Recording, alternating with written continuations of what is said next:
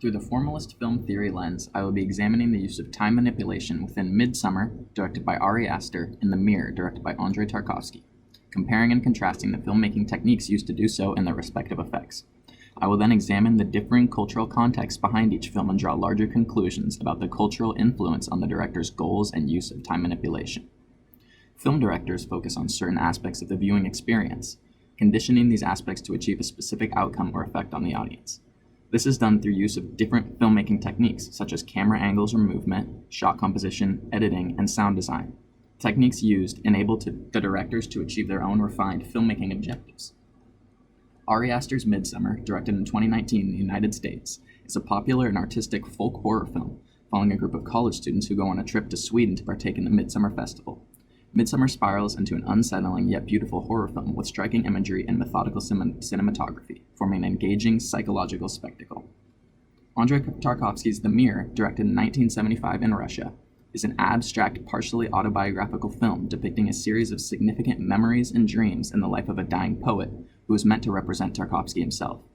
The loosely connected plot consists of memories from the director and his mother from 3 different time periods throughout his life growing up in Russia during World War II, and includes real poems and interviews with his parents.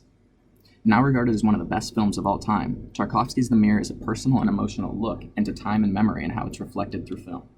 Similar filmmaking methods are used throughout both Midsommar and The Mirror, specifically to manipulate the way we perceive the aspect of time in the films, through its patterns and the way it progresses. Differing cinematic social standards of the contrasting cultural context behind these films shape the ways they were directed, influencing the director's purposes for making the films and the directorial visions with which they were constructed. Much of the contents of these films are unrelated, though we can examine many similarities in the filmmaking techniques used to manipulate time in both films. Tarkovsky uses filmmaking techniques such as quick camera transitions and manipulation of setting, as well as long shot duration and slow camera movement in order to manipulate the aspect of time in a way that forms a dreamlike sense throughout the film. These techniques visually communicate that we are experiencing memories from someone's life, building an abstract structure and a subjective viewing experience. This experimental and free sort of filmmaking was seen often in Tarkovsky's work and in Russian cinema in general at the time during the Soviet New Wave. Ari Aster applies similar techniques such as extended fixed shots and slow, steady camera movement, along with quick changes of sound design and setting through casual transition to manipulate time in a way that disorients the viewer and further forces them to relate to the characters while still engaging them in the content. Aster uses these techniques to affect how we perceive time to increase the dread felt by the audience. Midsommar being a modern Hollywood horror film, Aster focuses much of this time manipulation on emphasizing the horror-based elements of the film, building a movie that is less experimental and more likely to succeed in commercial-driven US cinema culture. Throughout Midsommar, we can see Aster's use of quick cuts or changes in the point of time within the film, jumping forward in the plot through casually yet articulately constructed transitions. Aster uses techniques such as abrupt camera movement, shifts in camera angle, and swift editing to create nonchalant jumps in plot progression. Indicating a transition, Aster uses clear and instant changes in visual setting and lighting, along with jarring changes in sound design or camera angle to fully express to the audience that there's been a passage of time in the film, along with plot-based hints to show that this is a chronological movement. Aster uses these sharp casual transitions to advance the plot and also to influence the audience through manipulation of time. These unexpected jumps in time progression create temporary confusion in the audience. Paired with the uneasy feeling of the characters, these transitions begin to build a lingering sense of disorientation and anxiety for the viewer. Tarkovsky uses many similar technical methods within The Mirror, including quick cut and casual changes in time period and setting. The film takes place across multiple time periods, and many of the changes in time occur non-chronologically. Paired with Tarkovsky's sudden, casual, or mid- and post-scene transitions, this makes the film's plot less overtly followable. Quick camera movements or visual cutaways, along with lighting changes and disguised editing, create natural transitions between time periods, casually shifting between stages of characters' lives. These transitions are further indicated with changes in setting and color composition. The confusion formed by these continuous transitions between seemingly unconnected moments is a byproduct of the abstract and experimental nature of this film. The viewer is not meant to fully comprehend The Mirror on first viewing, but rather to experience the beauty and subjectiveness of the film. This contrasts Aster's refined and deliberate use of disorientation and confusion for the purpose of horror, although Tarkovsky uses similar techniques to indicate a lapse or change in time period. Tarkovsky covertly expresses a connection between time periods, including reoccurring characters, places, and subject matter, tying together these seemingly separate moments. In doing so, The Mirror builds a dreamlike progression through casual transitions, communicating to the viewer that we are watching a sequence of events throughout the lives of the main characters. Tarkovsky composed The Mirror using many form-based techniques, piecing together an abstractly structured film made up of recreated memories, bizarre dream sequences, and real-world footage from the time of his childhood. The purely fictional Midsommar, however, is structured chronologically and is easier to follow for a general audience. The Mirror's personal and open-ended nature was more critically acceptable during the cultural moment and context in which it was made. In the filmmaking world of the 1970s, artistic freedom and creativity were highly valued, particularly in the Russian film industry. This supports the likelihood that Tarkovsky's goals in directing this film were based on artistic merit rather than financial or critical success.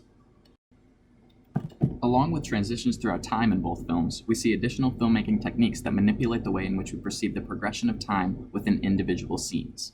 Tarkovsky and Aster incorporate the use of many slow and protracted shots, slowing down and extending the aspect of time. These long, drawn-out shots can be seen in The Mirror through Tarkovsky's continuous, slow and steady visual movement, with smooth camera pans and long tracking shots that visually immerse the viewer. Similarly, Aster uses many prolonged shots with slow and methodical camera movement like pans, turns, zooms, and tracking shots. As in The Mirror, this slow, smooth camera movement, paired with occasionally heavy manipulation of sound design, visually stimulates and engages the viewer in the content. While Tarkovsky uses this engagement to further form a dreamlike feeling in the viewing experience and to emotionally connect the audience with his film, Aster does it for the purpose of engaging the audience deeper in their own horror. The Mirror's manipulation of time progression makes the film feel like a dream, while Midsommar feels more like a nightmare. Both directors also use extended stationary shots to visually capture the audience as well as to visually convey significance to components within the shots. Tarkovsky and Aster include these motionless long takes, extending their duration and forcing us to focus on elements within the shots. The two directors include many of these time-lengthened shots to further immerse the viewer and to give meaning to the contents within the shots, using similar techniques both for the purpose of storytelling. A unique modern horror film, Midsommar's contents and formal direction were influenced by the social and economic demands of modern-day Hollywood. The disorienting time manipulation and Tarkovsky-esque movement and long shots enhance the viewer's perception and ramp up the horror-based aspects of the film. However, they don't change the fact that the film is relatively straightforward, a writing and directing choice heavily shaped by the current cinema scheme. The commercial motivation separates these films, as Aster likely followed stricter cinematic guidelines when it came to his directing vision. Both Ari Aster and Andrei Tarkovsky utilized technical filmmaking elements to influence the viewer's perception of time. Although this may be done for different reasons, similarities remain in the specific techniques as well as the effects they have on the audience. The directors use a wide combination of techniques such as quick cuts and changes in visual setting and sound design, or long, drawn-out shots and entrancing camera movement, to build a sort of synthesis of technical elements, successfully manipulating how we interpret the aspect of time as a viewer. Through articulate techniques, Tarkovsky manipulates time in a way that makes the film feel as though it's a dreamlike stream of consciousness, flowing through loosely connected events. This is an idea at the heart of his directorial vision for The Mirror, and that he describes more fully in his book, Sculpting in Time. A very personally based film, he attempts to make us feel as if we were viewing memories from throughout his life, transitioning between them in a vision-like manner. Aster uses very similar techniques in Midsommar in order to manipulate how the audience views time in the way that forces them to engage in the film and visually relate to the characters, shifting the plot progression and building feelings of disorientation, confusion, and terrifying captivation to intensify the horror we feel watching these scenes play out. Midsommar was directed in the era of modern Hollywood and a media culture where commercial success outweighs the value of experimental or abstract filmmaking. While new cinematic developments have led to more advanced technical direction, entertainment and viewer consumption have taken over as popular filmmaking standards. For this reason, Aster builds a more widely comprehensible film through content and formal techniques, rather than a more abstract or personal approach. The Mirror is an intimate experimental project that examines concepts of time and personal memory and wasn't necessarily commercially successful. The lack of economic filmmaking pressure and the more lenient cinematic standards during the Soviet New Wave enabled Tarkovsky to accomplish what he did with this movie, and guided the manner in which he created it. It was normalized to construct more abstract films, relying less on commercial reception. The Mirror and Midsommar were written in different times for different purposes, influenced by their separate cultural contexts. Though when examining the films through a formalist lens, we clearly see that directors' use of similar simple techniques, like camera movement, edited transitions, and lighting changes, enable them to manipulate the aspect of time and its impact on the audience for their own respective reasons.